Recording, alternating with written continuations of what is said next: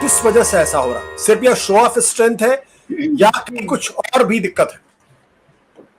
जी, procedure और conventions के बारे में जावेद साहब और विजय त्रिवेदी जी ज़्यादा पता होगा, तो मैं उसके ऊपर नहीं कहूँगी। मुझे जो लगा, मैंने जो देखा, जो ऑब्जर्व किया 2 दिन के दोनों तरफ के जो बयान थे वो सुन के, तो उसमें मुझे 2-3 चीज़ें बहुत अजीब लगा। पहली बात ये, जैसे विजय दी ने भी कहा कि ये इलेक्शन मोड से बाहर ही नहीं निकल रहे हैं। अभी भी यही एनफोर्स करने में लगे हैं कि आपने 63 सीट्स यू हैव लॉस्ट। एक साइड से वो है, दूसरी तरफ से ये है कि आप हार के जीत की तरह क्यों बिहेव करें। उस मैसेज को ही रीइंफोर्स करने में इतना अभी भी टाइम वेस्ट हो रहा है, मुझे लगता है अभी भी उसी जंग में आप फंसे हैं। I would say grow up, move on.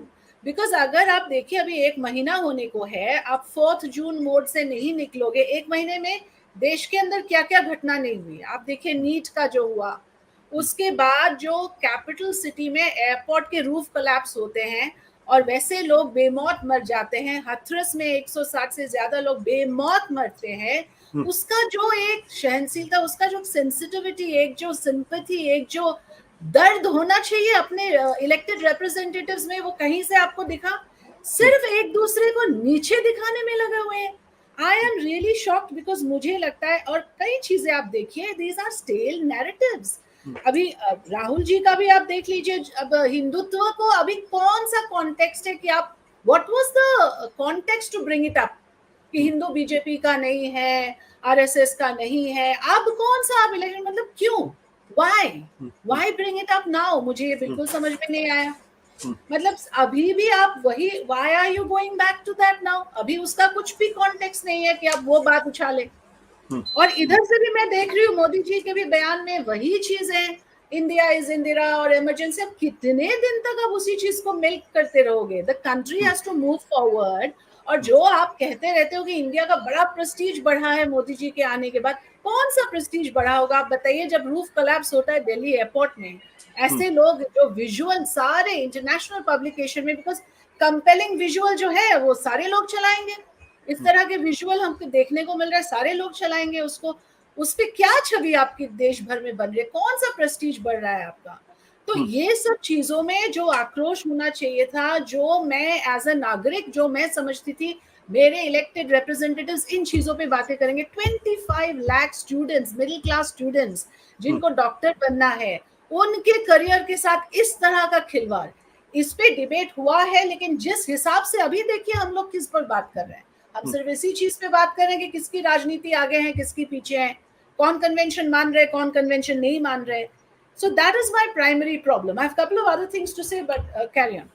नहीं, प्लीज आप आगे आगे अपनी बातों पर आइए। नहीं, हाँ, तो मोदी जी का भी जो बयान है, जो उनको, जो बड़प्पन उनको दिखाना चाहिए। अभी आप पूछेंगे कि क्यों हल्ला मचाया 2 घंटे तक लगातार इंटरप्शन? विजय त्रिवेदी जी ने कहा कहीं उन्होंने देखा नहीं उनके करियर में 2 घंटे तक अपने लगातार जो शोर मचाया। when the prime minister is speaking, I am annoyed. I want to hear my prime minister. I want to hear him out. ये कोई तरीका नहीं होता है, क्योंकि संसद का हक सिर्फ विपक्ष का ही नहीं है। You are not the only stake holder. I as a citizen, I have a stake in it. पूरे देश भर के लोग उनको सुनना चाहते हैं। भाई वो क्या कह रहे हैं? आप हल्ला मचा रहे हो, मणिपुर न्याय दो, न्याय दो, लेकिन उसका भी एक वजह है। अगर आप उनके तरफ की बात सुनेंगे तो मणिपुर के एक जो नेता थे, जो रिप्रेजेंटेटिव थे, जो मेइती नेता थे, उन्होंने अपने पक्ष रखा, और जो हिल ट्राइब्स को रिप्रेजेंट करते थे, जो उनके नेता को बोलने का मौका नहीं दिया। अब ये बहुत सेंसिटिव इश्यू है। प्रॉब्लम ये है कि नॉर्थ ईस्ट के इश्यूज को लोग समझते नहीं है। अब मेइती के रिप्रेजेंटेटिव बोलेंगे और कुकी नागा के रिप्रेजेंटेटिव नहीं बोलेंगे, काफी सेंसिटिव मामला है। लेकिन क्योंकि आपको इसकी समझ नहीं है, तो आपको लगा प्राइम मिनिस्टर बड़प्पन दिखा सकते थे, बोल सकते थे कि नहीं, मणिपुर के दूसरे नेता भी बोलेंगे उसके बाद मैं बोलूंगा। आपको उसका परवाह नहीं था, उसका सेंसिटिविटी आपको नहीं था, शायद आपको पता भी नहीं था। I don't know. जब आपने ग्लास आगे किया विपक्ष के, वो किसी एमपी को पानी, मतलब you are showing how magnanimous you are. इसमें आपने क्यों नहीं वो मैग्नानिमिटी दिखाई? क्यों नहीं आपने? तो इस वजह से जो गोगोई ने किया कि सारे नॉर्थ ईस्ट के एमपीज आ गए, वेल में हल्ला मचाने लगे, तो they use that opportunity. They used it to say, look at your insensitivity towards Manipur. But हाँ, मैं मानती हूँ इस चीज को कि इस तरह की hostility जो है ना, इस तरह के जो confrontational attitude, दोनों साइड यही attitude लेके आए हैं, अब बताते हैं तुमको.